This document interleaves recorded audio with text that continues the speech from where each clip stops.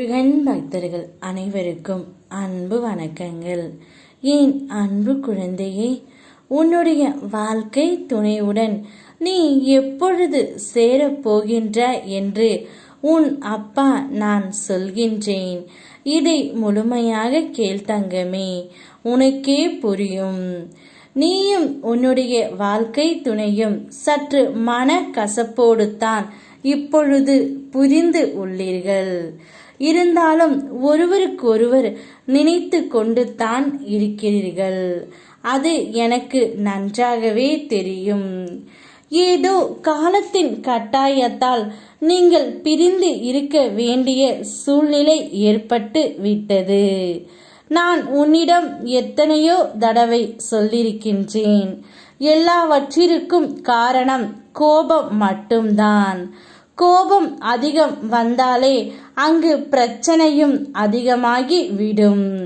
நீயும் உன்னுடைய துணையும் இப்பொழுது அந்த கோபத்தால் தான் பிரிந்து இருக்கிறீர்கள். ஒருவருக்கு ஒருவர் வார்த்தையை விட்டுவிட்டு இப்பொழுது அவதிப்பட்டு கொண்டு இருக்கிறீர்கள். ஆனால் அதையெல்லாம் மறந்து கடந்த காலமாக மாறப்போகின்றது. உன்னுடைய வாழ்க்கை துணை உன்னுடன் சேர முடிவும் எடுத்து விட்டார். இன்னும் 2 நாட்களில் உன்னுடைய துணை உன்னை தேடி வரப்போகின்றார். நீ எடுக்கும் அனைத்து முடிவுகளும் அவருக்கு சரியென்று பட்டுவிட்டது. அதனால் அவரே உன்னை தேடி வரப்போகின்றார். நீ கோபமாக இருக்கும்போது என்னை நினைத்து அமைதியாக இரு.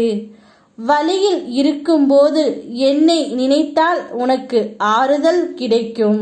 ஈகோ, கோபம், பெருமை, பொறாமை இவற்றை விட்டுவிடு தங்கமே. அப்போதுதான் அன்பின் முக்கியத்துவம் தெரியும். உன் அனுமானங்கள் மற்றும் எதிர்பார்ப்புகளால் உன் உணர்வுகளை புண்படுத்தாதே.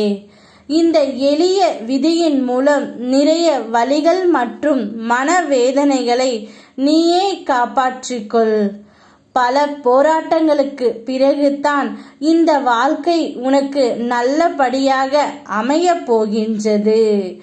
இனி உன்னுடைய வாழ்க்கை ஜெயமாகவே போகின்றது. எந்த ஒரு சூழ்நிலையிலும் உன்னை நின்று நான் காத்திடுவேன் என்ற நம்பிக்கை உனக்கு இருந்தாலே போதும். அனைத்தும் நல்லதாகவே நடக்கும். உன் துணையுடன் இன்னும் 2 நாட்களில் நீ சேர்ந்து விடுவாய். அவர் உன்னை மனதார ஏற்றுக்கொள்ள போகின்றார். சந்தோஷமாக இரு. யாம் இருக்க பயமேன். ஓம் முருகா.